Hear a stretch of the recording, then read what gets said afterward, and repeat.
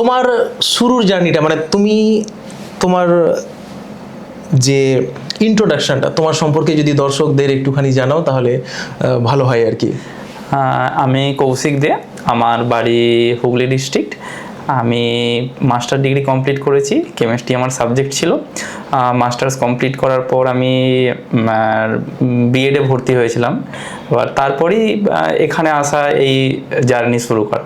Actually আমার কোনো pre planning ছিল না যে আমি ডব্লিউবিসিএস পড়বো বা এই দিকে আসবো। আমি আর দাদা একসাথেই পড়তাম। আমার দাদা পিএইচডি করতে যখন বাইরে গেল, তখন বাড়ি থেকে বলা হলো দুইজনই বাইরে থাকবি। স্বাভাবিকভাবে যেটা হয় একটু মধ্যবিত্ত ফ্যামিলিতে, সেই থেকেই ঠিক আছে তাহলে ডব্লিউবিসিএস পড়বো, একটা কোচিংয়ে ভর্তি হওয়া। তারপর থেকে আমার আজকের এই এত দূর পর্যন্ত পৌঁছানো। আচ্ছা, বেশ। এই যে ধরো ডব্লিউবিসিএস হওয়ার যে এই যে একটা ভূত, যে ডব্লিউবিসিএস অফিসার হতে হবে, তো এর শুরুটা ঠিক কেমন ছিল? মানে কোথা থেকে তুমি ভাবলে যে না ডব্লিউবিসিএস অফিসার হতে হবে? অন্যান্য তো আরও পরীক্ষা ছিল। স্যার, শুরুটা বলতে আমি প্রথমেই বলবো যে ওই যেটা একটু আগেই বললাম যে একটা প্রি প্ল্যানিং ছাড়াই, মানে আমি নিজের একাডেমিক একটা লাইন সেটা ছেড়ে আমি এখানে আসা। যখন আমি ডিসাইড করেছিলাম যে কেমিস্ট্রি ছাড়ছি, আমার নিজের খুবই খারাপ লেগেছিল, মানে খুবই কষ্ট হয়েছিল সেই সময়টা। তারপরেই ঠিক করি যে যখন ছাড়লাম তো তাহলে কিছু একটা করে দেখতেই হবে, যে আসলাম যেহেতু। ইভেন আমার যখন ডব্লিউবিসিএস এ পড়ার জন্য আমি প্রায় 3-4 মাস কাটিয়েও দিয়েছিলাম, একটা কোচিং সেন্টারে ভর্তি হয়েছি, সেখানে কিছু ফিজও পেমেন্ট করা হয়ে গেছে। আমার কাছে দুটো অপশন ছিল। এই তখন কলেজে স্যাক্ট নেওয়া হচ্ছিল। আচ্ছা আচ্ছা। সেখানে স্যাক্টে দুটো কলেজে যোগ দেওয়ার জন্য তখন আমি যখন বলেছিলাম, যিনি অফার করেছিলেন, মানে আমাদের এক স্যার, যার দাদাই বলতাম, তিনি যখন অফার করেছিলেন আমি বলেছিলাম অনেকগুলো টাকা তো দেওয়া হয়েছে, তাহলে এখানে আমি আর যাবো না। তখন আমাকে এটাও বলেছিলেন যে কত টাকা তোর লেগেছে বল, আমি তোকে দিয়ে দেবো। আচ্ছা আচ্ছা। এটাও বলেছিলেন, কিন্তু তারপর আমি বলেছিলাম না দাদা ঠিক আছে, আমি দেখি যদি কিছু না হয় তখন ভাবা যাবে, ভাববো। আচ্ছা আচ্ছা। এরকম। এই যে ধরো রেজাল্টের পিডিএফে তুমি পঞ্চায়েত ডেভেলপমেন্ট অফিসার হিসেবে যখন দেখলে যে 51 র্যাঙ্ক, তোমার ঠিক রোল নাম্বারের পাশে লেখা আছে, তোমার নামের পাশে লেখা আছে, তো তখন তোমার কেমন ফিল হয়েছিল প্রথম দেখে? আর একটা জিনিস, যে তুমি কাকে প্রথমে ফোন করেছিলে যে এরকম পেয়ে গেছি, বা কেউ তোমাকে জানিয়েছিল কি?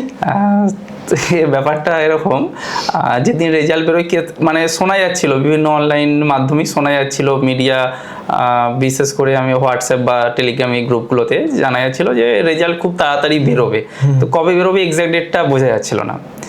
আমি একদিন দুপুরবেলা ভাত খেয়ে যা শুয়েছি, একটা ওয়েব সিরিজ দেখছি, ফ্যামিলি ম্যান। আচ্ছা আচ্ছা আচ্ছা। জাস্ট এটা দেখা হয়নি, দেখছিলাম। হঠাৎ করে আমারই এক বন্ধু, এখন সার্ভিস করে পুলিশে, সে ফোন করে বললো যে এরকম তুমি তো 22-এ দিয়েছিলে এক্সাম ডব্লিউবিসিএস। আমি বললাম হ্যাঁ। বলছে এটাই তো তোমার রোল? আমার রোলটা খুব ভালোভাবে মনে ছিল। আমি বললাম হ্যাঁ। বলছে তোমার হয়েছে। জাস্ট খুবই আনন্দ হলো। দিয়ে তারপর আমি জিজ্ঞাসা করলাম কিসে হয়েছে? বলছে পিডিও। মানে এটাই আমার ফার্স্ট চয়েস ছিল, পিডিওটা। আর সেটাই যখন পেলাম, মানে খুবই আনন্দ হয়েছিল। আর এই ফোন করার ব্যাপারটা, এটা আরো একটা মজার জিনিস। আমি বাড়িতে জানাইনি রেজাল্ট বেরিয়েছে বলে। আচ্ছা আচ্ছা। সেই সময় ব্যাপারটা হচ্ছিল ওই গ্যাসের জন্য একটু, মানে গ্যাস একটু ক্রাইসিস ছিল, গ্যাসের সিলিন্ডার পাওয়ার জন্য।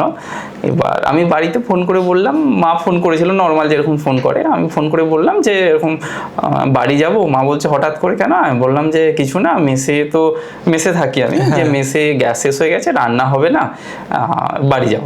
মা বললো ঠিক আছে আয়। তারপরে আমি বাড়িতে গিয়ে মোটামুটি যখন বাবা মা দুজনকে একসঙ্গে জানালাম, আর যখন ট্রেনে আমি যাই তখন স্যারেরা ফোন করেছিলেন বা বন্ধু বান্ধবরা ফোন করেছিলেন অনেকেই। বাহ। ধরো এই যে ধরো একটা দীর্ঘ প্রস্তুতি, এই প্রস্তুতির সময় তোমার ঠিক কোনগুলো তোমার স্ট্রেংথ ছিল? স্যার, স্ট্রেংথ বলতে গেলে আমি প্রথমে যেটা বলবো আমার ধৈর্য, আর নেক্সট যেটা হচ্ছে কনসিস্টেন্সি। এই দুটো ছাড়া কখনোই ডব্লিউবিসিএস বা এরকম একটা বড় ম্যারাথন কখনোই মানে ক্র্যাক করা সম্ভব হয় না স্যার। রেগুলার বেসিসে পড়াশোনা, পাশে কে কি বলছে সেই মানে কথাগুলো কান না দিয়ে পড়াশোনা চালিয়ে যাওয়াটাও একটা খুব বড় চ্যালেঞ্জ। সেই জায়গাটাতে আমি খুব ভালোভাবে কোয়ালিফাই করেছি আগেই। মানে সেই জায়গাটাকে তুমি শক্ত করে দিয়েছো যে না, কে কি বললো না বললো আমি শুনবো না। একেবারেই স্যার। আর যেহেতু নেমেছি তার মানে আমাকে কিছু একটা করেই যেতে হবে এখানে। মানে ইভেন আমার মেসে অনেকজনও তখন এরকম বলতো যে তুমি এরকম হচ্ছে, থাকবো না মেসে, পরীক্ষা তো হচ্ছে না। তখনও কিছু একটু প্রবলেম হয়েছিল, পরীক্ষাগুলো কন্টিনিউটি ছিল না, করোনা ছিল, তারপরে আবার ওবিসি কেসের জন্য অনেকদিন পরীক্ষা বন্ধ ছিল। তখন বলেছিল থাকবো না, দিয়ে আমি বললাম আমাকে যেতে হলে চাকরি নিয়েই মেস ছাড়বো, নাহলে ছাড়বো না। মানে একটা মনে প্রাণে গেঁথে নিয়েছিলে যে আমাকে হতেই হবে। এই জেদটা তুই কোথায় পেয়েছিলে? জেদটা স্যার বলতে 2021 আমার প্রথম WBCS দেওয়া। 2021-এ কাট অফ ছিল 121, আর আমার ওখানে 0.66-এর জন্য নাম্বারটাই আমার হয়নি। খুব ভালোভাবে মনে আছে, আমি দুটো খুব কোশ্চেন ভুল করেছিলাম, এখনো কোশ্চেনগুলো আর বললে হয়তো সবাই হাসবে, আর বলছি না। তখনই আমি নিজে ডিসাইড করেছিলাম যতদিন না চাকরি পাচ্ছি এমন কোনো পরীক্ষা থাকবে না যেখানে আমি প্রিলি কোয়ালিফাই করব না। তারপরে দুটো WBCS 22-23 মিসেলেনিয়াস, ক্লার্কশিপ, প্রিলি সবগুলোই ভালো মার্কস নিয়ে কোয়ালিফাই করেছি। ইভেন মিসেলেনিয়াসে আমার মার্কস ছিল 172। বাহ, যথেষ্ট নম্বর। মানে হাইয়েস্ট মনে হয় 178 বা 6 এরকম ছিল, আমার 172। ক্লার্কশিপেও আমি যেই শিফটে পরীক্ষা দিয়েছিলাম, খুব টাফ শিফটই ছিল, সেখানেও 72 স্কোর ছিল, যথেষ্ট ভালো নম্বর। WBCS 2022-এর প্রিলিতে আমার স্কোর ছিল 168, 2023-এ স্কোর ছিল 129। মানে একটা নিজের মধ্যে গেঁথে নিয়েছিলাম, আমাকে যাই পরীক্ষা হোক প্রিলি নিয়ে আমি আর ভাববো না, এই জিনিসটা। তো এই যে ধরো বারবার তুমি মানে একবার ফেল করার পরে তুমি আর দ্বিতীয়বার ঘুরে তাকাওনি, যে অন্ততপক্ষে ভয় হয়নি তোমার যে প্রিলিমসে অন্ততপক্ষে আটকে যাব? তো এই যে প্রিলিমস পাস করার তো একটা নিশ্চয়ই কোথাও না কোথাও একটা স্ট্র্যাটেজি তুমি ফলো করতে, সেই স্ট্র্যাটেজিটা কি ছিল? স্ট্র্যাটেজি বলতে গেলে স্যার এটা মোটামুটি সবাই ফলো করে, আমিও সেইভাবেই করেছি। যে আমার স্ট্র্যাটেজি বলতে 3টে স্যার। ফার্স্ট অফ অল চ্যাপ্টারগুলোকে ভালোভাবে আয়ত্ত করা, কি আছে কি পড়তে হবে এই জিনিসটা জানা, যেটা না জানলে WBCS ক্র্যাক করা মানে খুবই কঠিন মনে হয়। আপনি যেটা শুরুতেই বললেন স্যার যে খুবই কি কঠিন, যদি এই জিনিসগুলো না বোঝা যায় সত্যিই কঠিন, না হলে কিন্তু খুবই সহজ। First of all syllabus, second যেটা স্যার রিভিশন। আমি পড়ে নিলাম, পড়ে নেওয়ার পর আমি সেটা যদি মাসখানেক রিভিশন না দিই না, বা 1 মাসের মাথায়, তাহলে কিন্তু আমি জিনিসগুলো আস্তে আস্তে করে আবার ভুলতে থাকবো। আর থার্ড যেটা স্যার বলবো সেটা মক টেস্ট, খুব মানে দরকার। মক টেস্টে তুমি নিজে জানতে পারবে যে নিজেকে মানে অ্যানালাইসিস করা একটা বড় জায়গা মক টেস্ট, শুধু তাই নয় টাইম ম্যানেজমেন্ট, এটা খুব দরকার মক টেস্টটা। আর যারা প্রথম শুরু করবে তাদেরকে অবশ্যই প্রথমে একটা বেসিক বই ফলো করতে হবে। বেসিক বইয়ের জন্য প্রথমে আমরা NCERT-কে ফলো করতে বলবো, আমি নিজেও করেছি। তারপর তার হাতের কাছে যা কিছু মানে প্রথমে বুঝে নিক যে সিলেবাসে কি আছে, কি পড়তে হবে, তারপর তার উপর যত ডেপথে পড়তে পারে কোনো অসুবিধা নেই। মানে 60% যে বেসিক জায়গাটা আছে, যেটা অন্ততপক্ষে প্রত্যেকটা পরীক্ষার ক্ষেত্রে 60% যে কোনো বই কভার করে, হ্যাঁ স্যার, সেটা আগে শেষ করতে হবে, তারপরে তুমি এক্সট্রাগুলো অ্যাড অন করো। একদম স্যার, তাই তো? এই যে ধরো প্রিলিমসের ক্ষেত্রে প্রায় আমরা যদি দেখি, বিশেষ করে WBCS এর প্রিলিমসে, সেখানে ইতিহাস এবং ভূগোল এই দুটো মিলে কিন্তু 75। হ্যাঁ, প্রিলিমসে এটা কিন্তু অনেকটা নম্বর দেখতে গেলে। তো এই জায়গাটাতে তুমি কিভাবে মানে সাজেস্ট করবে যে এই জায়গাটাতে তারা কিভাবে মানে অন্ততপক্ষে মানে প্রিপেয়ার করলে নিজেকে 70 স্কোর বা হয়তো তার কাছাকাছি একটা ভালো স্কোর করবে? স্যার প্রথমেই যেটা হিস্ট্রি, যেটা অ্যাকচুয়ালি স্যার আমাদের প্রিলির জন্য হিস্ট্রি দুটো পার্ট। একটা ইন্ডিয়ান হিস্ট্রি যেটা আমরা অ্যানসিয়েন্ট আর মিডিভেল পড়ি, আর একটা হচ্ছে মডার্ন যেটা স্যার আইএনএম। এই হিসাবে আমাদের 25 50 মার্কস, আর জিওগ্রাফি 25। এই হিসাবে স্যার আমাদের 75। তাহলে সেক্ষেত্রে আমি যদি ওভারঅলটাকে হিস্ট্রি বলি, আইএনএম আর ইন্ডিয়ান হিস্ট্রি মিলে, তাহলে সেইটা একটা 50 মার্ক, মানে খুব ভালো নাম্বার। মানে 1/4 মার্কস সেখানে ক্যারি করে। এই জায়গাটায় স্যার প্রথমেই বলবো যে আমরা এই যে ভাগগুলো বললাম, অ্যানসিয়েন্ট, মিডিয়েভেল, মডার্ন, আর আরেকটা যেটা হিস্ট্রির আছে আমাদেরকে পড়তে হয় না সেইভাবে, আর্ট অ্যান্ড কালচার। এই 3টে পার্টকে স্যার আগে ভাগ করে নেওয়া, মানে সেগ্রিগেশন অ্যাপ্রোচটা খুব এখানে ভাইটাল, যে আমি একসঙ্গে পড়বো জগা খিচুড়ি করে নেবো, ব্যাপারটা এটা একদমই না। আমি প্রথমে অ্যানসিয়েন্টটা পড়লাম বা অ্যানসিয়েন্টের হয়তো কিছুটা পড়লাম, পড়ে আমি হয়তো মডার্নে গেলাম। আমার সবসময় মনে হয়েছে নিজের যে অ্যানসিয়েন্টের পর মিডিয়েভেল পড়া উচিত, কারণ প্রচুর লিঙ্ক। আর হিস্ট্রি জিওগ্রাফি পড়তে গেলে, বিশেষ করে হিস্ট্রি, সবাই ভাবে, বা সবাই বলবো না, অনেকেই ভাবে হিস্ট্রি মানে তো মুখস্থ।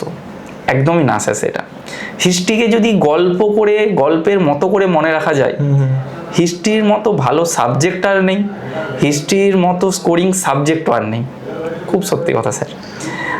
আর বিশেষ করে ওই মুখস্থ না করে যদি সিকোয়েন্স মনে রাখা যায়, এই যুদ্ধটা কেন হয়েছিল, ওই যুদ্ধটা কেন হয়েছিল, কেন অ্যাটাক করলো কেউ, এর রুট কজটা যদি আমরা খুঁজে নিতে পারি, তাহলে হিস্ট্রি অনেক ইজি, মানে অনেক, হয়তো অনেকটা জিনিসই আমাদের পড়তে হয় না, পরীক্ষার সময় ওই ফান্ডামেন্টাল জিনিসগুলো মনে থাকলে কোশ্চেন সলভ হয়ে যায়। আর জিওগ্রাফির ক্ষেত্রেও স্যার একই জিনিস। জিওগ্রাফিতে স্যার কিভাবে জিনিসগুলো ঘটছে এগুলো জানতে হয়, যেমন মনসুন কেন তৈরি হয়, বা সাইক্লোন কেন, মনসুন কখন আসে বা সাইক্লোন কেন তৈরি হচ্ছে, এই জিনিসগুলো স্যার খুব ইম্পর্টেন্ট, মানে কেনটা ইম্পর্টেন্ট। আর স্যার জিওগ্রাফির ক্ষেত্রে জিওগ্রাফিটাও স্যার মুখস্থ নয়, জিওগ্রাফিটা বোঝার সাবজেক্ট একটা, সায়েন্সই তো প্রায় মাদার অফ সায়েন্স বলা হয় একেবারেই স্যার। যে মনসুন কখন আসে, কেন হয়, সাইক্লোন কেন তৈরি হচ্ছে, এই জিনিসগুলো কিন্তু আমাদের যদি জেনে যাই তাহলে আমাদের অনেক সুবিধা হয়। আর জিওগ্রাফির আরেকটা বড় জিনিস হচ্ছে স্যার ম্যাপ। কেউ যদি ম্যাপকে আয়ত্ত করে নিতে পারে, জিওগ্রাফির 20 থেকে 30% কোশ্চেন তার কমপ্লিট। এটা খুব একদম ভাইটাল জিনিস, ম্যাপ ফলো করতেই হবে। এই জিনিসটা কিন্তু যারা সফল, তাদের প্রত্যেকের এই স্ট্র্যাটেজি জিওগ্রাফির ক্ষেত্রে আমি লক্ষ্য করেছি। তাহলে দেখো, তোমরা বুঝতে পারছো শুধুমাত্র পড়লে হবে না, শুধুমাত্র নোটস মুখস্থ করলেও হবে না, তোমাদের বুদ্ধিমত্তার সাথে এগোতে হবে। তোমরা যদি চাও যে একটা ভালো র্যাঙ্ক করতে, তাহলে স্যার তো বলছেনই, টুকছো কিন্তু, খাতা কই পেন কই তোমাদের, টুকতে থাকো, এখানেই তোমাদের আসল সফলতা লুকিয়ে আছে। কিন্তু আরেকটা জিনিস আমি বলি, দেখো যে এই যে ধরো ইতিহাস যে তুমি বললে যে একটা গল্পের মতো করে মনে রাখা, ঠিক আছে, অনেকে শুধু বলে যে নোটস পড়বো, যেটা মানে রেডিমেড নোটস আছে, সেখানে যেগুলো, সেখানে তো মেনলি ধরো যে যুদ্ধ বা হয়তো যে সমস্ত ইম্পর্টেন্ট কোশ্চেন তাদেরই অনলাইনার থাকে মেনলি, এবং সেগুলো মানুষ খায়ও বেশি। খুব কম আছে যে হয়তো কৃষ্ণা রেড্ডি পড়তে যাবে, বা হয়তো আমাদের জীবন মুখোপাধ্যায়ের বইটা হয়তো রিডিং পড়বে, খুব কম, আমি খুব কম দেখেছি। কিন্তু যারা যারা ওই ক্র্যাক করেছে বা হয়তো WBCS-এ ভালো র্যাঙ্ক করেছে, তাদের ক্ষেত্রে কিন্তু শুনেছি যে না, ওরা কিন্তু গল্পের মতো করে, বেশ উপন্যাসের মতো করে ব্যাপারটাকে পুরো আয়ত্ত করেছে। তো যারা নোটসের পিছনে ছুটছে তাদেরকে তুমি কি বলবে? এখানে একটা ছোট আমি যদি রিলেট করি একটা জিনিসের সাথে, আমরা এখন মোটামুটি সবাই মিউচুয়াল ফান্ড, SIP এই জিনিসগুলোর সঙ্গে পরিচিত। এখানে আমরা কি চাই? Long time investment. আজকে করলাম, 2 বছর পর টাকা তুলে নিতে গেলাম, আমার কিছু প্রফিট থাকে না। ঠিক সেইভাবেই আমি প্রিপারেশন স্ট্র্যাটেজিতেও বলবো যে একটু টাইম ইনভেস্ট করো ইনিশিয়ালি, দেখবে তোমার ফিডব্যাকটা অনেকটা আসবে। ওই শর্টকাট করতে গেলে কিন্তু সাকসেস পেতে সময় লেগে যাবে। আচ্ছা, তার মানে একটুখানি যদি আমি অন্য একটা প্রশ্নে যাই, যে এখন ছেলেমেয়েরা আমাকে প্রায়ই জিজ্ঞাসা করে, বা একটা মাথা ব্যথার কারণ, বা ম্যাক্সিমাম ছেলেমেয়ে ধরো কনফিউশনের মধ্যে থাকে যে স্যার কারেন্ট অ্যাফেয়ার্সটা কীভাবে করব, মানে সবার একটাই প্রশ্ন, কারেন্ট অ্যাফেয়ার্সটা কীভাবে করব, বাকিগুলো তো স্ট্যাটিকের মতো, কিন্তু কারেন্ট অ্যাফেয়ার্স। তো এখানে তুমি কোন সোর্স ফলো করতে, বা কারেন্ট অ্যাফেয়ার্স কত মাসের ঠিক করবে ওরা, ধরো প্রিলিমস যদি, মানে প্রিলিমসের ঠিক কত মাস আগের ওরা করবে আর কি, তুমি কোনটা ফলো করতে? স্যার প্রথমেই একটা বলবো, হাতে একটা ম্যাগাজিন রাখা খুব ভালো। আমি ম্যাগাজিন যেমন স্পিডি পড়েছি, স্পিডি পাবলিকেশন, তারপর অ্যাচিভার্স পড়েছি। এবার মোটামুটি অ্যাচিভার্সটাকে আমি প্রতি মাসে ফলো করতাম। তার সাথে সাথে মানে অনলাইনে যেহেতু স্পিডি, খুব তাড়াতাড়ি রিভিশন দেওয়ার জন্য বা একটা হিউজ কারেন্ট অ্যাফেয়ার্স রেডি করার জন্য স্পিডিটা কিন্তু খুব ইম্পর্টেন্ট। এছাড়াও যদি একটু ডেপথে পড়তে চাই বা ডিটেলসে, তাহলে PD পড়তে পারে, প্রতিযোগিতা দর্পণ, এটার একটা ইস্যু বেরোয় প্রতি মাসে, এটা পড়তে পারে। এগুলো খুব ভালো। আর সব থেকে ভালো হয় যেটা আমি ইনিশিয়ালি করতেও শুরু করেছিলাম, নিজের নোটস, যেটা আমি মানে প্রতি মাসে কন্টিনিউ করতে পারেনি বা প্রতিদিনও কন্টিনিউ করতে পারেনি, এটা যদি কেউ কন্টিনিউ করতে পারে তার আর কিছু দরকার হবে না। আর সব থেকে বড় কথা, কারেন্ট অ্যাফেয়ার্স পড়ছি, জানছি, সব ঠিক আছে, এর সাথে সাথে ডেলি নিউজ পেপার খুব ইম্পর্টেন্ট। কেননা এই আজকে কারেন্ট অ্যাফেয়ার্স আমরা যেখানেই পড়ি না কেন, অনলাইন কি 3-4 লাইনে পড়ি, কিন্তু যখন আমরা নিউজ পেপারে একটা ঘটনা পড়বো, হয়তো একটা বাংলা একটা ইংলিশ নিউজ পেপারে, তখন জিনিসটা আমরা অনেকটা এলাবোরেটলি জানবো। এটা কাজে লাগবে আমার কোথায়? আরও ইন্টারভিউতে, মেন্সে কাজে লাগবে কোথায়? এবার এখানে কি ডেসক্রিপটিভের সাথে সাথে আমাদের যে এমসিকিউ আসে, বিশেষ করে ধরুন ইকোনমিক্স, পলিটি, সবটাই কিন্তু ওই বইয়ের পড়া থেকে আসে না, কিছুটা আসে যে আমাদের সোশ্যাল ইস্যুগুলো থেকে কোশ্চেন দিয়ে দেয়। এইগুলো সলভ করতে হয়তো আমি ডাইরেক্ট কোশ্চেন পাবো না, কিন্তু আমি ওই এলিমিনেট করে নিতে পারি, এটা আমি পেয়েওছি। সেই জন্য কারেন্ট অ্যাফেয়ার্সের জন্য ম্যাগাজিন সাথে নিজের হাতের নোট বানাতে পারলে তো খুবই ভালো, আর ডেলি নিউজ পেপার একদম অব্যর্থ। আচ্ছা, আর তুমি মানে এই যে ধরো এটা কত মাসের, মানে ধরো তুমি যেটা বললে যে ওই স্পিডি পাবলিকেশন, সেটা তো ইয়ারলি বেরোয়? Yearly sir. ঠিক আছে, তো তুমি ছাত্রছাত্রীদের কত মাসের আগে ধরো, মানে কত মাসের তুমি কারেন্ট অ্যাফেয়ার্স পড়তে বলবে? যেটা নর্মালি WBCS দেয়, ওরা পরীক্ষার প্রায় 6 থেকে 8 মাস আগে পড়লেই হয়ে যায়, কিন্তু আমরা 23-এর মেন্সে গিয়ে একটু উল্টো দেখেছি। হ্যাঁ, 23-এর মেন্সে গিয়ে দেখেছি অনেকটাই পুরানো। এবার অতটা কারেন্ট অ্যাফেয়ার সত্যি কথা সম্ভব হয় না সবসময় কাভার করা, সেই জন্য আমার মনে হয় 1 বছর এনাফ, খুব ভালোভাবেই রেডি হয়ে যাবে সেটা। আর তুমি এই যে ধরো WBCS এ 25 নম্বর ধরো আমাদের যে কম্পোজিশন থাকে, ইংলিশ কম্পোজিশন, সেটা তুমি কিভাবে করতে? মানে ইংলিশ গ্রামার কম্পোজিশন পারতাম। স্যার ইংলিশটা আমি মেনলি ওই 22 পর্যন্ত যে প্যাটার্ন দেখেছি, 23-এ গিয়ে কিন্তু ইংলিশের প্যাটার্ন সম্পূর্ণ চেঞ্জ হয়ে গেছে, মানে একদম নতুন একটা প্যাটার্নের কোশ্চেন করেছে, কোশ্চেনের টাইপ ধাঁচ সব আলাদা।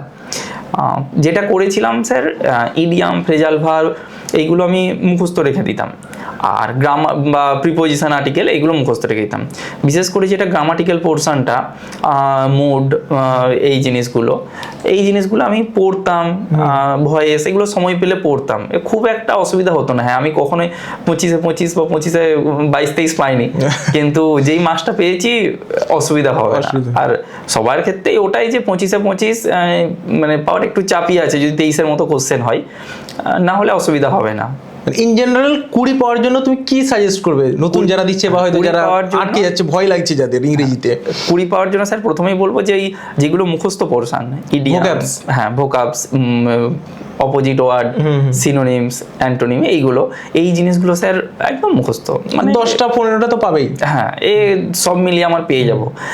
আর তারপর যেটা আছে স্যার, রেগুলার ওয়াইজে একটু MCQ প্র্যাকটিস করতে, তাহলে এই এরর কারেকশন যেটা এখন দেয়, বা এই টাইপের যেগুলো ডিগ্রি চেঞ্জ, এইগুলো ইজিলি হয়ে যাবে, অসুবিধা হবে না। তাহলে তোমরা যারা ধরো প্র্যাকটিস করতে চাইছো, বা তোমরা যারা হয়তো কোশ্চেন পাচ্ছ না বা বুঝতে পারছো না, তাদেরকে আমি বলবো যে আমাদের যে ওয়েবসাইট আছে স্মার্ট স্টাডি সেন্টারের, www.sscwb.com, সেখানে গিয়ে তোমরা ভিজিট করতে পারো। সেখানে দেখো কারেন্ট অ্যাফেয়ার্সে প্রত্যেক দিন 10 থেকে 15টা মতো কোশ্চেন আপলোড করা হয়, এবং মান্থলি একটা কম্পাইলেশন প্রায় 300টার কোশ্চেন মান্থলি দেওয়া হয়।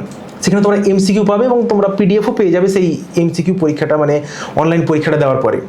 এছাড়া ইংরেজিতে সবচেয়ে বেশি কিন্তু আমাদের প্রশ্ন দেওয়া আছে, তাই তোমরা অবশ্যই ভিজিট করো সেখানে। এবারে ধরো এই যে প্রিলিমিনারি, এখানে ধরো মানে রিভিশনও দরকার, আবার মক টেস্টও দরকার। তুই কোনটা বলবে প্রেফার করতে পারি? ধরো 1 মাস আছে সামনে, আর 1 মাস মতো প্রিলিমিনারি পরীক্ষা হবে, তো তার আগে কোনটা জিনিস ফলো করা দরকার, মানে রিভিশন না মক টেস্ট? 1 মাস 1.5 মাস যেই টাইম গ্যাপটাই হোক না কেন, ধরুন এখন থেকেই যদি হয়, সেটা 1-1.5 মাসই দাঁড়াচ্ছে। যদি যেই ডেট বলা হয়েছে ওই ডেটে যদি পরীক্ষা হয়, তাহলে রেশিওটা এরকম হওয়া উচিত 60-40, 60 রিভিশন আর 40% টাইম তুমি মক টেস্ট অ্যানালাইসিস। এই মক টেস্ট মানে শুধু মক টেস্ট দিলাম, আমি 140-150 পেয়ে গেলাম, আনন্দে নাচতে শুরু করলাম, আবার 90 পেয়ে গেলাম, কান্নাকাটি শুরু করে দিলাম, একবারেই না। মক টেস্ট বলতে আমি মক টেস্টটাকে কি দিলাম, কোথায় ভুল হলো, ঠিক জায়গাগুলোতে আর কি কোশ্চেন হচ্ছে, এই অ্যানালিসিসটা খুবই দরকার। আর রিভিশন মাস্ট, রিভিশন না হলে তো জানা কোশ্চেনও ভুল করে আসা হবে, এটা খুবই সত্যি কথা। তো এবারে দেখো, এই যে প্রিলিমিনারি পরীক্ষা দিকে MCQ, প্রচুর MCQ করতে হয়। এবার পরীক্ষার হলে গিয়ে কি হয়, অনেকে রিভিশনের জন্য হোক বা না জানার জন্য হোক, মানে কি হয় না, ওই নেগেটিভ মার্কিংটা হয়ে যায় অনেক সময়। ঠিক আছে, তুমি তো যথেষ্ট নম্বর পেয়েছো, ধরো অনেকটা দেখলাম মিসলেনিয়াস বা হয়তো ক্লার্কশিপেও যথেষ্ট নম্বর তুলেছো আর কি। তো তুমি এই নেগেটিভ মার্কিংটা কীভাবে এড়াবে, মানে এড়াতে, এবং মানে যারা ধরো প্রচুর নেগেটিভ করে তাদেরকে কি সাজেস্ট করবে? স্যার প্রথমেই যেটা বলবো যে নেগেটিভ মার্কিং এড়াতে গেলে যখন আমি কোশ্চেনটা প্রথম পাবো, আমি কোন কোশ্চেনগুলো আমি 100% শিওর শর্ট জায়গাটাই দাগিয়ে দিলাম। তাহলে আমি দেখলাম যে মোটামুটি একটা পার্সেন্ট আসছে, সেটা 50-60, যার যেটা আসবে আসলো। ধরুন আমি যদি 200টা কোশ্চেনই ধরি WBCS প্রিলিমসের, তাহলে 100টা 110টা আমার হয়তো প্রথম রাউন্ডেই হয়ে গেল। একটা জিনিস খুব ইম্পর্টেন্ট, যেটা পরীক্ষার হলে বসে আমাকে অ্যাসেস করে নিতে হবে পরীক্ষার কোশ্চেন পেপার কেমন হয়েছে। যেমন গত বছরই হয়েছে, পেপারটা যথেষ্ট হার্ড ছিল, মানে আগের বছরের 22-এর তুলনায় কাটঅফটাও অনেক কম। হ্যাঁ, অনেকে কি করেছে না, আগের বছর তো 130 প্লাস কাটঅফ, দাগায়। এই দাগাতে গিয়ে অনেকে নেগেটিভ খেয়েছে। মানে এটা মানে আপনি যদি শোনেন যারা ফেল করেছে 22-এ পাস করে 23-এ ফেল করেছে, এরকম আমি শুনেছি যে 22-এ ইন্টারভিউ দিয়েছে 23-এ পাস করেনি, একবারই তাদের এই জিনিসটাই হয়েছে। এই জিনিসটার জন্য স্যার পরীক্ষার হলে বসে আমাকে কোশ্চেন জেনে নিতে হবে, বুঝে নিতে হবে যে কোশ্চেনের লেভেল কেমন। না হলে আমি ওই দাগ মারতে যাব, দাগ মারতে গেলেই নেগেটিভ। আর একটা নিজের মধ্যে একটা অহংকার চলে আসে যে আমি পাস করেছি, আমি 120 না পেলে কি করে হবে। এই জিনিসটা মানে এখানে ইগোর কোনো ব্যাপারই নেই। অনেকে ইগো নিয়ে চলে আসে, যার কারণে নেগেটিভ করে ফেলে ইগোর চক্করে। আমার দরকার এখানে শুধু পাস মার্কস। এক্স্যাক্টলি, আমার এই নাম্বার কখনো মেন্সে যোগ হবে না, সুতরাং আমার দরকার পাস মার্ক। হ্যাঁ, আমাকে একটু সেফ যদি খেলতে হয় তাহলে আমাকে পাসের থেকে, আমি তো বুঝতে পারবো না যে কাট অফ কি যেতে পারে, কারণ এই যে বিষয়গুলোর উপর কাট অফ ডিপেন্ড করে সেই জিনিসগুলো আমাদের জানা থাকে না, সুতরাং আমাকে একটু সেফ স্কোর খেলতে হয়। তবুও ধরো দীর্ঘদিন মক টেস্ট বা প্র্যাকটিস করা বা প্রিভিয়াস ইয়ারের কোশ্চেন যদি আমরা অ্যানালাইসিস করি তাহলে বোঝা যায় যে মানে মোটামুটি কেমন কোশ্চেনের লেভেল এসেছে, সেটা ধরো তোমার প্রিপারেশন অনুযায়ী সেটা বুঝতে পেরে যাবে লেভেলটা। তো যাক, আশা করছি ধরো সবার এই জিনিসটা সুবিধা হবে। তোমরা সবাই কিন্তু লিখে রাখো, একদম প্রত্যেককে কিন্তু প্রিলিমস পাস করতেই হবে, তারপর মেন্সে এবারে ঢুকবো। এই যে ধরো প্রিলিমসের প্রিপারেশন এবং মেন্সের প্রিপারেশন, সাবজেক্ট তো প্রায় এক, তো এটা কি আলাদাভাবে প্রিপারেশন করা উচিত, না মানে অ্যাপ্রোচ কি আলাদা হওয়া উচিত, না সেম হওয়া উচিত প্রিপারেশনের ক্ষেত্রে, প্রিলিমস এবং মেন্সটা? স্যার প্রিলিমস আর মেন্স, আমাদের যদি ওয়েস্ট বেঙ্গলের ক্ষেত্রে বলি WBCS, আমাদের প্রিলিমস মেন্স দুটোই আমাদের MCQ ফরম্যাট, ম্যাক্সিমাম মার্কসটাই MCQ ফরম্যাট। সাথে আমাদের এই মেন্সে যোগ হয়ে গিয়ে ডেসক্রিপটিভ ফরম্যাট, যেটা হচ্ছে 400 মার্কসের। MCQ ফরম্যাটের জন্য আমাদেরকে মোটামুটি 60% থেকে 70% মেন্সের পড়া প্রিলিমসে রেডি করে নিতে হবে, বেশি হলে বেশি। কোন জায়গাগুলো বাদ দেওয়ার আছে, মানে যেই জায়গাগুলো থেকে মেন্সে আমার কোশ্চেন আসে না সেইভাবে, প্রিলিমসে না মানে প্রিলিমসে পড়ার সময় স্যার মেন্সের কোন জায়গাটা বাদ দেবো, এই জায়গাটা ধরুন আমি যদি হিস্ট্রির কথাই বলি, অ্যানসিয়েন্ট হিস্ট্রি, যেমন আমাদের যখন বেদ পড়বো, বেদের যেমন বেদের উপবেদ বা বেদের সঙ্গে কোন ব্রাহ্মণ যুক্ত, এইগুলো আমাদের মেন্সে সেইভাবে আসে না, সুতরাং এই জায়গাটাকে একটু আমি কম জোর দিলেও আমার প্রিলিমস অসুবিধা হবে না। তাহলে আমাকে আগে জোনটা ঠিক করে নিতে হবে যে আমার প্রিলিমসের জোন, মেন্সের জোনস কি, মানে কোন জোনে আমি পড়াটা রাখবো। কেউ যদি সময় পায় বেশি পড়তে পারে তার জন্য ওকে, কিন্তু আমাকে আগে টার্গেট করতে হবে আমাকে প্রিলিমস যাতে না কাটে, সেই জন্য আমাকে 60 থেকে 70% যেটা মেন্সের পড়া সেটা প্রিলিতেই হয়ে যায়। আর মেন্সে গিয়ে যেটা আরো ডিফারেন্স কোথায় করে দেয়, এ তো গেল একটা পড়ার ব্যাপার। সেকেন্ড যেটা ডিফারেন্স করে দেয় স্যার, ডেসক্রিপটিভ পেপার। এটা কিছুটা আনসার্টেন একটা, ইদানিং দেখা যাচ্ছে আমরা নাম্বার যখন ট্যালি করছি দেখছি কিছুটা আনসার্টেনিটির দিকে যাচ্ছে। আর তারপর যেটা আছে স্যার ধৈর্য, ওই পরপর 2-3 দিন এক্সাম দেওয়া, ওই 6 ঘন্টা এক্সাম, এটা একটা মানে বিশাল ধৈর্যের দরকার হয়। যে আর তারপরে যেটা আছে এই ধৈর্য থেকেও যে ওই পরীক্ষার হলে 3 ঘন্টা বসে পরীক্ষা দেওয়া, কোশ্চেন টাফ কোশ্চেন আসলে, পেপার হার্ড হলে সেটাকে কিভাবে ট্যাকেল করব, এই জিনিসটা প্রিলিমস থেকে মেন্স একদম খুব ডিফারেন্স। সুতরাং এই জিনিসগুলো আসবে শুধুমাত্র স্যার প্র্যাকটিস। এই যে ধরো তুমি ডেসক্রিপটিভের কথা বললে, এই বাংলা ইংরেজি এই 400 নম্বরের ডেসক্রিপটিভ পেপারে অনেকেরই ভয়, মানে একদম হাত পা ফুলে যায় স্যার, একদম সবচেয়ে ভয় বেশি, আবার প্র্যাকটিসও করে কম, পড়েও কম, আবার ডেসক্রিপটিভটা নিয়ে। তো তোমার ঠিক স্ট্র্যাটেজিটা কেমন ছিল? প্রথমে স্যার বলবো আমার হচ্ছে যেটা ডেলি একটা প্র্যাকটিসের একটা ব্যাপার ছিল, আর যেটা না বললেই হয় আপনার কথা স্যার এখানে। ওই হঠাৎ হঠাৎ ফোনে মেসেজ, অফিসার যখনই হয়তো রেগুলার হয়ে গেছি লেখাতে, অফিসার কেমন আছো, পড়া কেমন হচ্ছে, হয়তো ডাইরেক্টলি বলেননি লেখা কেন দিচ্ছ না, যে কি হচ্ছে, পড়া কেমন হচ্ছে। এটা কিন্তু স্যার একটা মানে সেই হোমিওপ্যাথি ওষুধের মতো কাজ করতো আমাদের। না, এটা তো আমার কাজ ছিল আর কি, মানে অ্যাকচুয়ালি কি হয় যে একটা আলসেমি চলে আসে যে থাক করবো, এমনিতে ডেসক্রিপটিভ লিখতে চাই না। এর আগের দিন যেমন পডকাস্ট করছিলাম তখন সে বলছিল যে স্যার আপনি মেরে ধরে পড়াতেন। তো মানে আপনার ব্যাপারটা স্যার কেমন ছিল, সেই বাচ্চা বলবে পড়বো না, গার্জিয়ান ছাড়বে না, আপনার ব্যাপারটা ওরকম, তোমরা পড়বে না, আমি তোমাদের ছাড়বো না। তো তার জন্যই তো না, এবারে দেখো মানে প্র্যাকটিসের ব্যাপারটা হচ্ছে যে এটা রেগুলারিটি, মানে এই যে প্র্যাকটিসের যে কোনো হোক, ডেসক্রিপটিভ হোক, অবজেক্টিভ হোক, সেখানে একটা জিনিস ম্যাটার করে, সেটা হচ্ছে প্র্যাকটিস। একদম। ঠিক আছে, আমি তো ছাত্রছাত্রীদের বলি দেখো, মানে শুধু পড়াশোনা নয়, তুমি যদি প্রেমও করো, ঠিক আছে, তোমাকে রেগুলার প্র্যাকটিস করতে হবে, মানে টাচে থাকতে হবে। বাবা মা হোক, প্রেমিক প্রেমিকা হোক, বা হয়তো বন্ধু বান্ধব হোক, প্রত্যেকটা সম্পর্কের ক্ষেত্রেও কিন্তু এই যে টাচে থাকা বা প্র্যাকটিস করা, যেটাকে আমরা বলি, এটা দরকার, কিন্তু খুব দরকার। না হলে কিন্তু একটা টাইমে গিয়ে দেবে প্রকৃতির নিয়মে সেটা অটোমেটিক কেটে গেছে। তো তুমি যদি মনে করো ডেসক্রিপটিভ তুমি সারা বছর পড়ছো না, আর পরীক্ষার 2 মাস আগে স্যার আমাকে পাস করাতে হবে, স্যার এই লিখবো ওই লিখবো, ওই হবে না। আমি সবাইকে দেখি যে ওই তোমার জিনিসটা তো গ্রুপেও আমরা দেখেছি, ওই যখন মিসলেনিয়াসের প্র্যাকটিস, বাবা কি ভিড়, মানে তুমি ভাবতে পারবে না, স্যার আমাকে 1 মাসের মধ্যে রেডি করে দিতে হবে। ওটা গ্রুপে দেখেছি আমরা তখন। তাহলে তুমি ভাবো গ্রুপের কি অবস্থা হয়।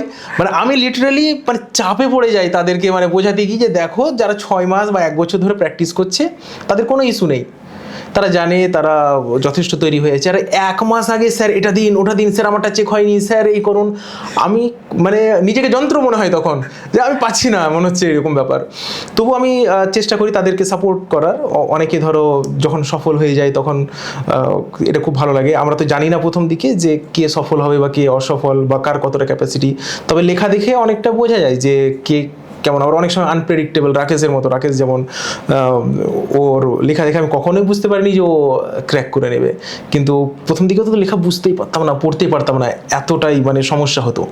কিন্তু শেষে যখন বলেছি স্যার এই আমি WBCS ক্র্যাক করে ফেলেছি, আমি তো লিটারালি অবাক।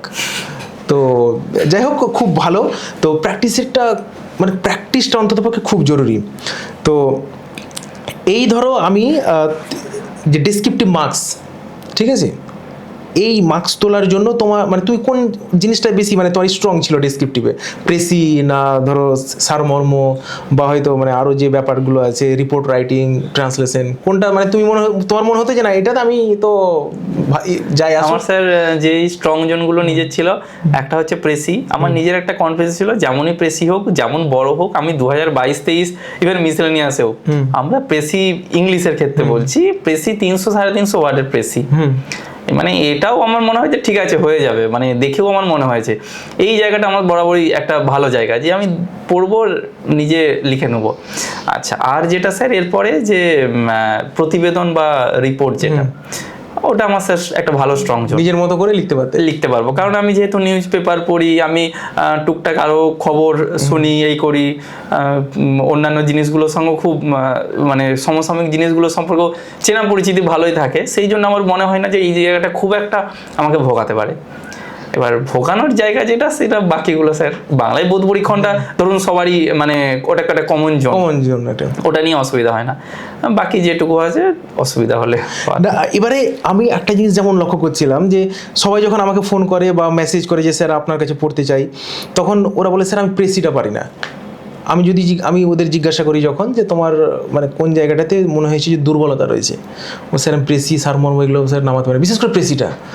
তো আমি তাদেরকে একটাই জিনিস বলি, যে দেখো তুমি যখন আমার কাছে পড়নি তার আগে তোমার মনে হবে যে প্রেসি সবচেয়ে মানে টাফ জায়গা, কিন্তু যখন তোমাকে আমি টেকনিকটা ধরিয়ে দেবো, যখন তুমি প্র্যাকটিস করবে, কারণ তুমি তো মানে প্রেসি ভয় লাগছে, কারণ তুমি সারা লাইফে 4টা-5টাও প্রেসি করনি, আমি তো গ্যারেন্টি দিয়ে ওকে বলছি, এটা বাস্তব, কিন্তু 4টে-5টা প্রেসি করেনি। কিন্তু আমার কাছে যখন ভর্তি হবে তখন তুমি মানে প্রেসি এতটাই করবে যে তোমার মনে হবে যে না আমি লাইফে অনেকটাই বেশি করলাম, মানে 50, 60, 100টা প্রেসি কোনো ব্যাপারই না।